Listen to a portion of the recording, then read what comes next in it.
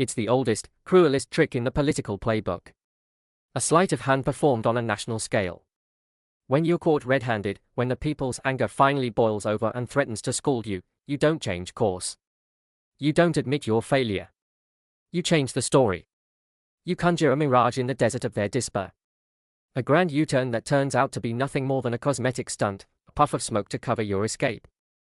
And right now, in the sterile, air-conditioned offices of Westminster, Keir Starmer and his Labour machine are preparing the greatest deception this country has seen in a generation. The headlines, predictable as the rising sun, are already full of it. A shock move. A tough new stance. A political masterstroke.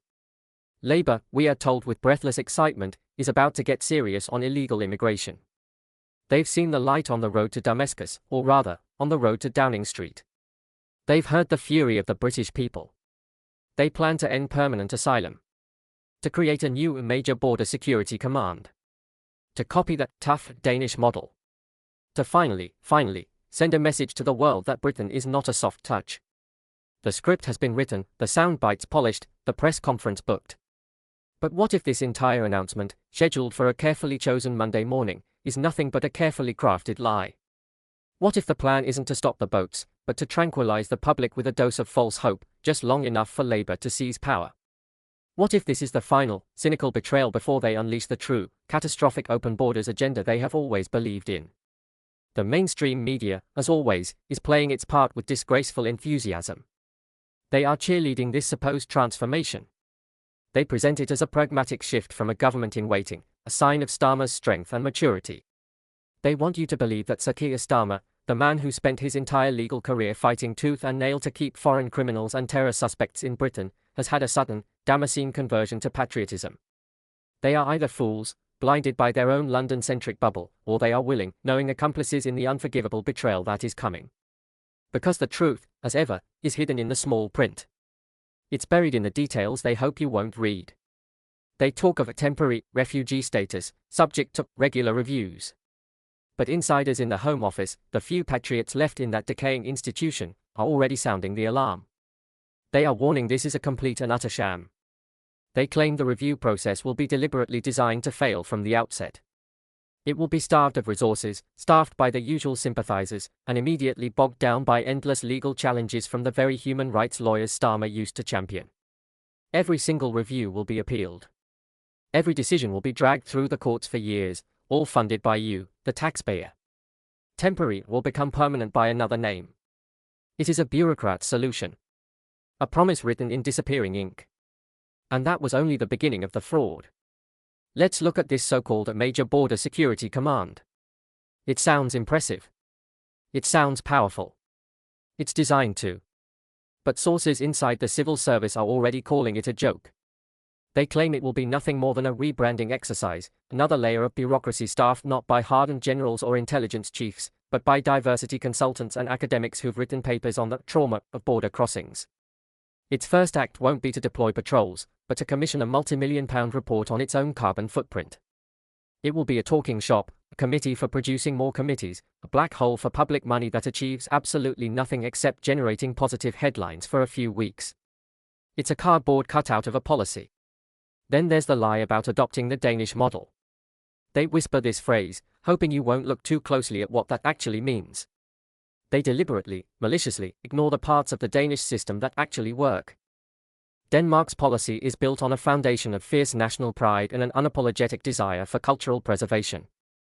It is openly hostile to those who would exploit its generosity. Their politicians, from across the spectrum, openly state their ultimate goal is zero asylum seekers. They have passed laws to seize assets from arrivals to pay for their upkeep. They have prioritized repatriation over integration. Does that sound like Keir Starmer? Does that sound like the modern Labour Party, a party infested with activists who believe borders are a racist fantasy and that national identity is a source of shame? Of course not. It is a grotesque and insulting comparison. They will cherry-pick the weakest, most cosmetic parts of the Danish system and present them as a revolution. They will allow a 2-year stay, a crucial breathing period for the migrant industrial complex to entrench its clients deep within our system, making them impossible to remove.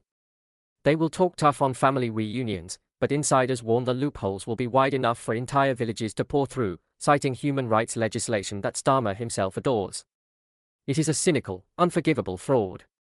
A performance for the cameras while the invasion continues unabated behind the curtain. The motive is not to protect Britain.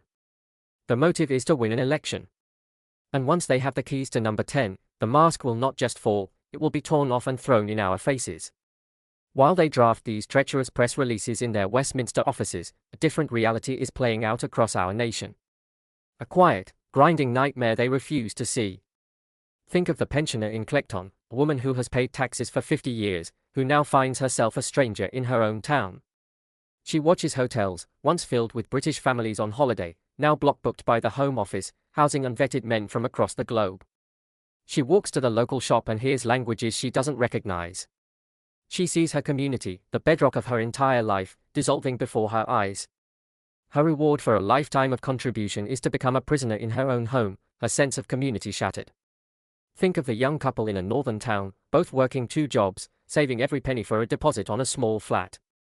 They've given up holidays, meals out, the small joys of life, just to scrape together a future. They watch as social housing lists grow impossibly long, and local authorities are ordered to prioritize new arrivals. They see their future being given away. Their dream of a family home sacrificed on the altar of a failed multicultural experiment they never voted for. Think of the young mother in a Midland suburb. Her child has a raging fever in the middle of the night. She calls the GP practice at 8 a.m. on the dot, only to be told there are no appointments left. Not today. Not tomorrow. The receptionist, apologetically, tells her the system is completely overwhelmed, that new registrations have gone through the roof. She is forced to take her sick child to A&E, where she waits for 9 hours, surrounded by chaos, because primary care, the first line of defense of our NHS, has collapsed under the weight of unsustainable population growth. Her taxes pay for the NHS, but she can no longer access it. Think of the former Royal Marine Sergeant from Hull, who served his country in 2 brutal wars. He watches the flag he fought for, the flag his friends died for, treated with contempt in our own streets. He sees our history rewritten, our heroes torn down, and our heritage dismantled by activist councils. He sees his taxes, which should be funding veterans' care and our crumbling NHS, being funneled into an £8 million a day hotel bill for illegal arrivals. He sees a 2-tier system, a moral stain on the nation. One set of rules for the people who built this country, and another, infinitely more generous set, for those who break our laws to get here. This isn't just policy. It's a profound, spiritual humiliation. And who benefits from this state-sanctioned chaos? The political class, insulated in their wealthy London postcodes, who virtue signal about compassion while ordinary people pay the price. The sprawling network of activist charities, receiving millions upon millions in taxpayer grants to welcome and support the very people breaking our laws. They are a poverty industry, and mass migration is their business model. And, of course, the human rights lawyers, getting obscenely rich on an endless conveyor belt of legal aid, arguing that a criminal from a safe country has a human right to remain in Britain indefinitely. But the real motive is even darker than that. This isn't just about greed or incompetence. Critics believe this is about power. Permanent, irreversible power. They see a deliberate strategy, honed by left-wing parties across the West, change the electorate. Import millions of new voters, dependent on the state, who will reliably vote for the party that offers the most generous handouts. It's the Cloward-Piven strategy on a national scale: overwhelm the system to force a political crisis, then rebuild it in your own socialist image. They are not just failing to control immigration, many fear they are actively encouraging it, seeing it as the fastest way to create a permanent Labour voting majority and extinguish conservatism in Britain for a century. It's not just a policy failure, it is electoral treason. We saw the face of this elite on television just last week. A so-called human rights lawyer, his face a mask of horror at the very mention of the Danish model. He called it inhumane to make Denmark a hostile environment for migrants. He was aghast at the idea of not allowing them to bring over their entire extended families immediately. He actually said that unless we give them a permanent home and full benefits from day one, they won't want to integrate. They won't want to contribute. He is admitting the entire project is conditional. Their loyalty is transactional. We must give them everything, forever, or they will have no reason to respect our society. This is the voice of moral blackmail. The voice that whispers in Keir Starmer's ear. The voice that says your desire to protect your own country, your own culture, your own people, is somehow cruel and illegitimate. They call a desire for security hostile. They call a desire for controlled borders inhumane. They are the architects of this national decay, and they have the audacity to call themselves compassionate. And at the head of this decaying order stands Keir Starmer. A man without a core. A political chameleon. A hollow man. This is the man who proudly knelt for Black Lives Matter, a Marxist organization committed to defunding the police and dismantling the nuclear family. This is the man who campaigned relentlessly for a second referendum to overturn the democratic will of 17.4 million people in the largest mandate in British history. As Director of Public Prosecution,